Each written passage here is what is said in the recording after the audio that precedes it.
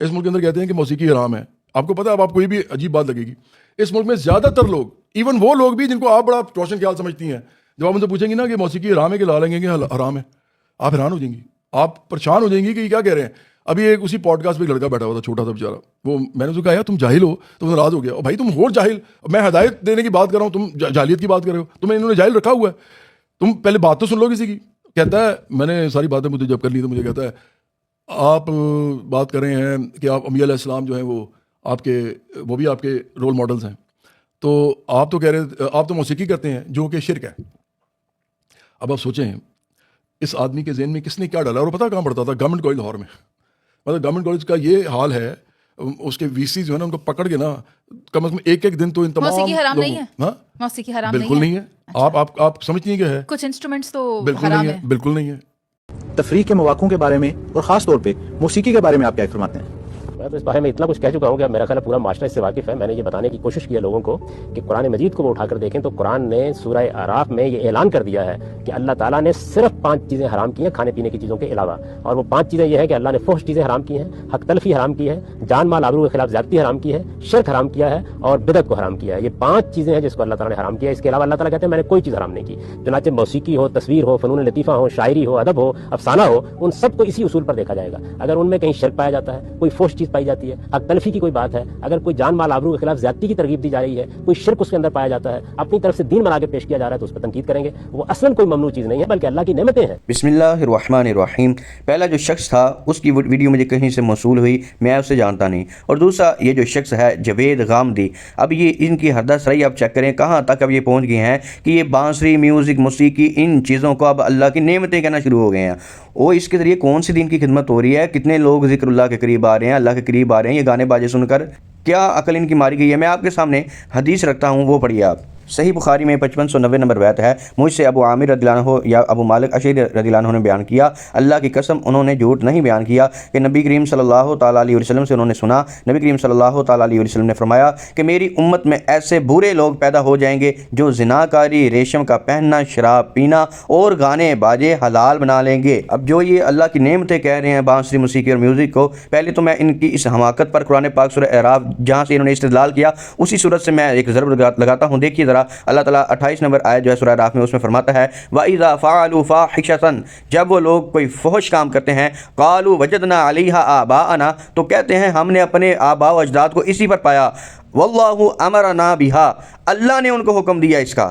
معاذ اللہ, وہ فحش کام کر کے کہتے تھے ہمیں اللہ نے حکم دیا اس کا, اور یہ بھی اب وہ بانسری, میوزک, ان چیزوں کو اللہ کی نعمتیں کہہ رہے ہیں. اب آگے سنیے, کل اے محبوب فرما دیجئے, ان اللہ لا یأمر بالفحشاء, اللہ فحش کاموں کا حکم نہیں دیتا. اتقولون علی اللہ ما لا تعلمون, کیا تم اللہ کے بارے وہ بات کہتے ہو کہ جو تمہیں معلوم ہی نہیں ہے. اور اسی صورت کی 33 نمبر آیت سے جاوید غامدی نے استدلال کیا, وہ آیت پڑھ لیجئے اور اس کا ترجمہ دیکھیے. تم فرماؤ میرے رب نے تو بے حیائیاں حرام فرمائی ہیں جو ان میں کھلی ہیں, اور جو چھپی, اور گناہ اور ناحق زیادتی, اور یہ کہ اللہ کا شریک کرو جس کی اس نے سند نہ اتاری, اور یہ کہ اللہ پر وہ بات کہو جس کا علم نہیں رکھتے. تو سب سے پہلے جو بات رب تعالیٰ نے ارشاد فرمائی, تم فرماؤ میرے رب نے تو بے حیائیاں حرام فرمائی ہیں. تو اب آپ اپنے دل سے پوچھئے کیا میوزک کے ذریعے بے حیائیاں نہیں ہو رہی, یا اللہ کا ذکر ہو رہا ہے, یا دین کے قریب لوگ لائے جا رہے ہیں میوزک کے ذریعے, صرف اور صرف بے حیائیاں ہو رہی ہیں. آپ پوری دنیا میں دیکھ لیں, اسکولوں کے اندر, کالجز کے اندر, جہاں جہاں میوزک کنسرٹ ہوتے ہیں, کیا وہاں بے حیائیاں نہیں ہوتی؟ کیا مسلمانوں کی غیرت مار نہیں رہی وہاں پر؟ اور مسلمانوں کی غیرت سے مجھے یاد ہے, میں ایک حدیث لگاتا ہوں آپ کے سامنے, وہ پڑھیے.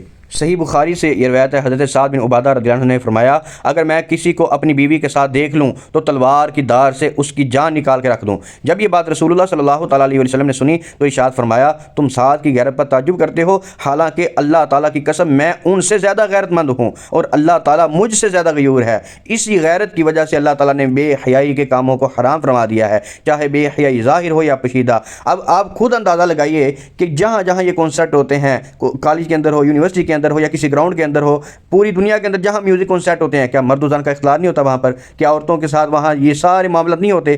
تو خدا را سب سے پہلے ایسی چیزوں کو آپ پابندی لگائیں گے تو آپ کو پتہ چلے گا کہ ایسے کاموں سے بچنا ہے ہم نے, یہ بے حیائی ہیں. اب اس کا جو استدلال تھا جاوید غامدی کا, اس کا میں رد کرتا ہوں قرآن پاک سے ہی. سورہ بقرہ سورہ نمبر 2 آیت نمبر 219 میں اللہ تعالیٰ ارشاد فرماتا ہے، تم سے شراب اور جوئے کا حکم پوچھتے ہیں تو تم فرما دو کہ ان دونوں میں بڑا گناہ ہے، اور لوگوں کے لیے کچھ دنیاوی نفع بھی ہے، اور ان کا گناہ اس نفع سے بڑا ہے۔ اب یہ دیکھیے ذرا کہ جو جوا ہوتا ہے یا شراب ہوتی ہے، جو شراب کے عادی ہیں نا، شراب پیتے ہیں، ان سے اگر پوچھے تو وہ آپ کو بڑے فائدے اس کے گنوائیں گے، اور جو جوا کھیلتے ہیں ان کو بھی نفع نظر آتا ہے، اگر جیت گئے تو اتنا مال و دولت آئے گا، نفع تو ہے ان چیزوں میں، لیکن ان کا جو گناہ ہے، ان کا جو نقصان ہے وہ اس سے زیادہ بڑا ہے۔ اب اللہ تعالیٰ نے جب کوئی رول جو ہے وہ بیان فرما دیا، کوئی اصول ہمارے سامنے رکھ دیا، تو اب یہ رول اور اصول کیونکہ اللہ نے دیا ہے تو پوری دنیا پر یہ اپلائی ہوتا ہے۔ آپ کوئی بھی فیلڈ اٹھا لیں، جیسے آپ میڈیکل فیلڈ اٹھائیں تو آپ کو اس میں بھی ملے گا، کوئی ایسی میڈیسن ہوتی ہے جس کے بینیفٹ کم ہو اور سائیڈ افیکٹ زیادہ ہوں تو کبھی بھی ڈاکٹر اس کو ریکمنڈ نہیں کرتے، اور ایسے ہی کئی میڈیسن ہوتی ہیں جن کے جو بینیفٹ ہیں وہ زیادہ ہوتے ہیں اور ان کے سائیڈ افیکٹ کم ہوتے ہیں تو وہ ریکمنڈ کر دی جاتی ہے۔ ایسے ہی آپ دنیا میں دیکھ لیں، یہ جو ٹریفک لائٹس ہوتے ہیں، ٹریفک سگنل جو ہوتے ہیں، یہاں پر وہ گرین لائٹ ہو تو چل پڑیں آپ، اور سرخ ہو تو رک جائیں، تو وہاں پر بھی یہ اس لیے بنائے گئے کہ کوئی ایکسیڈنٹ نہ ہو۔ کیوں؟ اب اگر کوئی شخص کہے جی میں تو بڑی بار وہاں سے بچ کے نکلا ہوں اور میں تو کبھی میرا ایکسیڈنٹ نہیں ہوا، اگرچہ اکثر ایسے اگر سگنل توڑ کے نکل جائیں ایکسیڈنٹ نہیں ہوتے، لیکن جب ایکسیڈنٹ ہوتا ہے کسی کی جان چلی جاتی ہے، اور ہمارا دین ہمیں یہ درس دیتا ہے کہ ہمارے دین نے ایک شخص کی جان کو پوری جو انسانیت ہے اس کی جان کہا، اگر ایک کسی کی موت متوقع ہوگی تو ایسے جیسے ساری انسانیت کی موت متوقع ہوگی، اس لیے یہ رول بنایا گیا۔ تو جب یہ رول بن گیا، اب اگر کوئی شخص یعنی ٹریفک نہیں ہے، وہ اکیلا ہے اور پھر بھی وہ رول توڑتا ہے تو اس کو بھی چلان بننا پڑے گا۔ کیوں؟ کیونکہ اس کے سائیڈ افیکٹ زیادہ تھے، اس وجہ سے پورا قانون جو ہے وہ نافذ کر دیا۔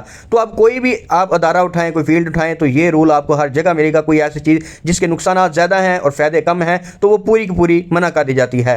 تو جب یہ رول رب نے دے دیا، اب آپ اپنے دل سے یہ سوچیے، اس کا فیصلہ کیجئے کہ کیا گانے جو ہیں، میوزک جو کنسرٹ ہوتے ہیں یا بانسری اور موسیقی، یہ جتنے بھی آلات ہیں، کیا ان کا کوئی دینی فائدہ ہے؟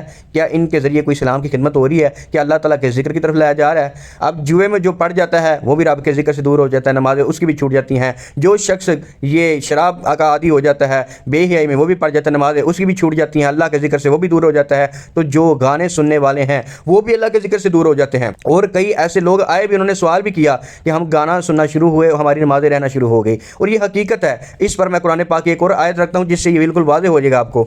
یہ دیکھیے اب سورہ اسراء آیت نمبر 64 میں جب شیطان اللہ کی بارگاہ سے دھتکار دیا گیا تو رب تعالیٰ نے ارشاد فرمایا دور ہو تو ان میں جو تیری پیروی کرے تو بے شک تم سب کا بدلہ جہنم ہے، بھرپور سزا، اور ڈگا دے ان میں سے جس پر قدرت پائے، یعنی گمراہ کر جس پر تو قدرت پا سکتا ہے اسے۔ اب کیسے کرے گا گمراہ؟ من استطاع منہم بصوتک، صوت عربی میں یہ کہا جاتا ہے اور اردو میں سے کہتے ہیں آواز۔ تو آگے دیکھیے، ان میں سے جس پر قدرت پائے اپنی آواز سے۔ تو کیا اب شیطان کان میں آ کے لوری سناتا ہے؟ کیسے گمراہ کرتا ہے؟ پتہ چلا کہ دنیا میں جتنی آوازیں ہیں، جتنے یہ ساؤنڈ اور میوزک اور جتنے یہ انسٹرومنٹس ہیں میوزک کے، جتنے آلات ہیں، یہ ساری چیزیں وہ ہیں جو شیطان کی طرف سے ہیں، جو بندے کو دور کرتی ہیں اللہ کے ذکر سے، جو بندے کو مگن کر دیتے ہیں۔ بندہ جب میوزک سننا شروع ہوتا ہے، حتیٰ کہ اس پر یہ کیفیات آنا شروع ہو جاتی ہیں کہ وہ ان چیزوں کو، دینی معاملات کو بڑا عجیب سمجھتا ہے۔ وہ سمجھتا ہے کہ بس آزادی کی زندگی ہے، اصل زندگی ہے، لہٰذا وہ بے راہ روی میں پڑ جاتا ہے اور گمراہ ہو جاتا ہے۔ خدا را ان کو، ان بانسری موسیقی اور میوزک جو انسٹرومنٹس ہیں، ان کو اللہ کی نعمتیں نہ سمجھیں، یہ آزمائش ہے، یہ شیطان کے آلات ہیں، بچیں ان سے۔ اللہ تعالیٰ سمجھنے کی توفیق عطا فرمائے۔ صرف ڈف کی اجازت ہے اسلام میں، اور اس پر بھی ایک خاص قسم کی ڈیبیٹ ہے، وہ ساری چیزیں الگ سے ہیں۔ لہٰذا یہ موسیقی اور انسٹرومنٹ جتنے ہیں، یہ بالکل گانے باجے اور ان کے کنسرٹ کرنا اور یہ سارے معاملات، ان کو پھر نعمت کہنا اللہ کی، یہ بالکل سراسر غلط ہے، جہالت پر مبنی ہے۔